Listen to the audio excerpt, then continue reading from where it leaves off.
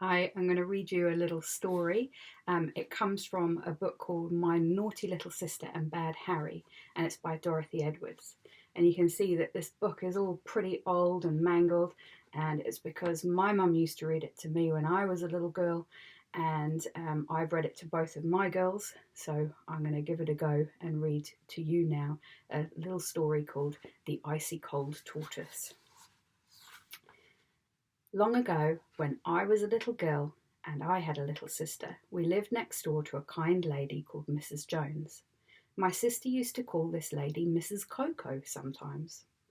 If my mother had to go out and couldn't take my little sister, this kind next door lady used to mind her. My sister was always glad to be minded by dear Mrs. Jones, and Mrs. Coco Jones was always glad to mind my little sister. They enjoyed minding days very much.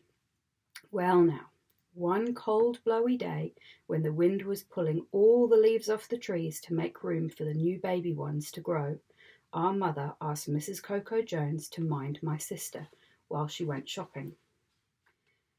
Mrs. Coco and my sister had a lovely time. They swept up all the leaves from Mr. Jones' nice tidy paths and put them into a heap for him to burn.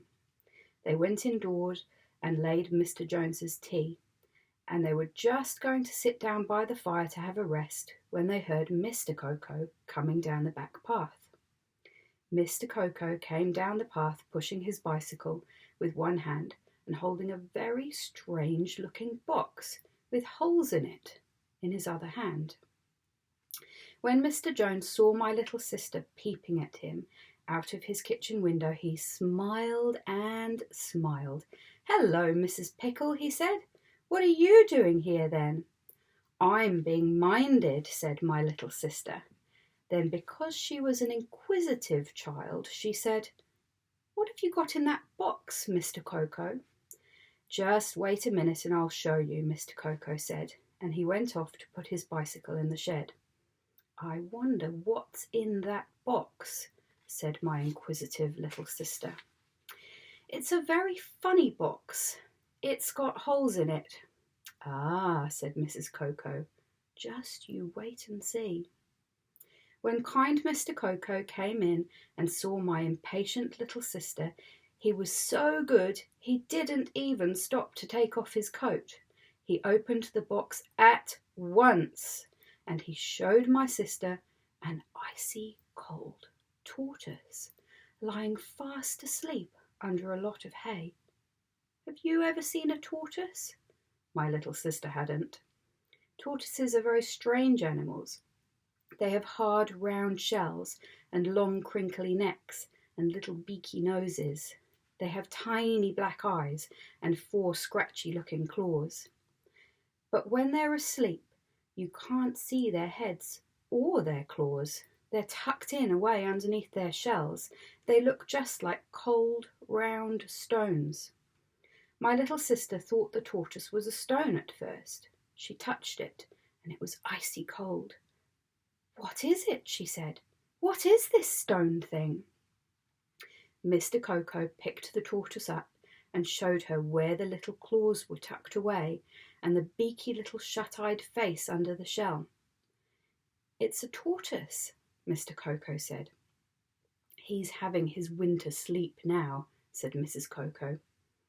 Mr. Jones told my sister that one of the men who worked with him had given him the tortoise because he was going away and wouldn't have anywhere to keep it in his new home. "I shall put him away in the cupboard under the stairs now," he said. "He'll sleep there all the winter and wake up again warm when the warm days come." Just as Mr. Coco said this, the tortoise opened its beaky little black eyes and looked at my sister. Then it closed them and went back to sleep again. So Mr. Coco put it in its box right at the back of the cupboard under the stairs. "That is a funny animal," my naughty little sister said. And after that, she talked and talked about the tortoise. She kept saying, "When will it wake up? When will it wake up?" But it didn't. So she got tired of asking. And by the time Christmas came, she had almost forgotten it. And when the spring came and the birds began to sing again, and she went in one day to have her morning cocoa with her next door friend, Mrs. Jones had forgotten all about it too. They were just drinking their cocoa, and Mrs. Jones was telling my naughty little sister about some of the things she had done when she was a girl, when they heard thump, thump, bang, bang. "Oh dear," said Mrs. Cocoa, "there's someone at the front door," and she went to look. But there wasn't. Thump, thump. "It must be the back door," said Mrs. Cocoa Jones, and she went to look. But it wasn't. Bang, bang. "What can it be?" asked Mrs. Jones. Now, my clever little sister had been listening hard. "It's in the under the stairs place, Mrs. Cocoa," she said. "Listen. Thump, thump, bang, bang." "Goodness," said Mrs. Cocoa. But she was a very brave lady. She opened the door of the cupboard and looked, and my little sister looked too. And Mrs. Cocoa stared, and my little sister stared.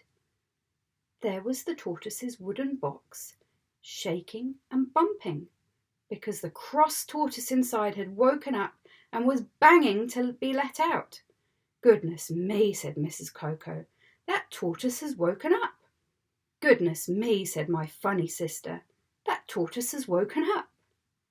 And Mrs. Cocoa looked hard at my sister, and my sister looked hard at her.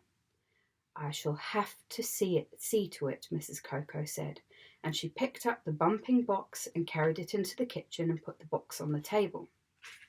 Then she lifted my sister up onto a chair so she could watch, and Mrs. Cocoa lifted the lid of the box, and there was that wide-awake tortoise. His head was waggling and his claws scratching to get out. "I used to have a tortoise when I was a girl," Mrs. Cocoa said, "so I know just what to do." And do you know what she did? She put some warm water into a bowl and she put the tortoise into the warm water.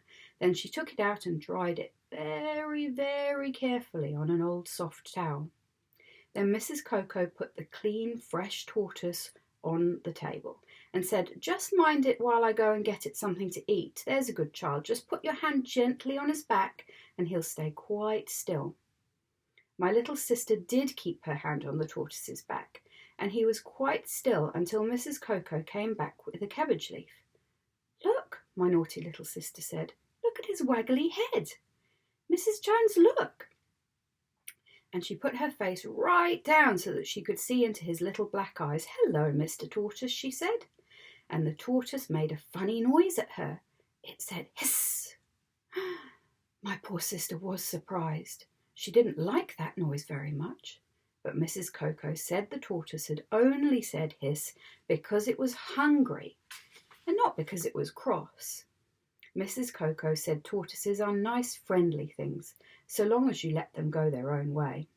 And because my sister had minded the tortoise for her, she let her give him the cabbage leaf. At first he only looked at it and pushed it about with his beaky head, but at last he bit a big piece out of it. "There," Mrs. Jones said, "that's the first thing he's tasted since last summer. Just fancy that." Mr. Cocoa made the tortoise a little home in his rockery where it could sleep, and it would walk around among the stones or hide among the rockery flowers if it wanted to. Sometimes it used to eat the flowers, and that would make Mr. Cocoa cross. That tortoise lived with the Cocoa Joneses for many, many years. It slept under the stairs in the winter and walked about the rockery in the summer. It was still there when my sister was a grown-up lady. Mr. and Mrs. Cocoa called it Henry, but of course when my sister was little, she always called it Henry Cocoa Jones.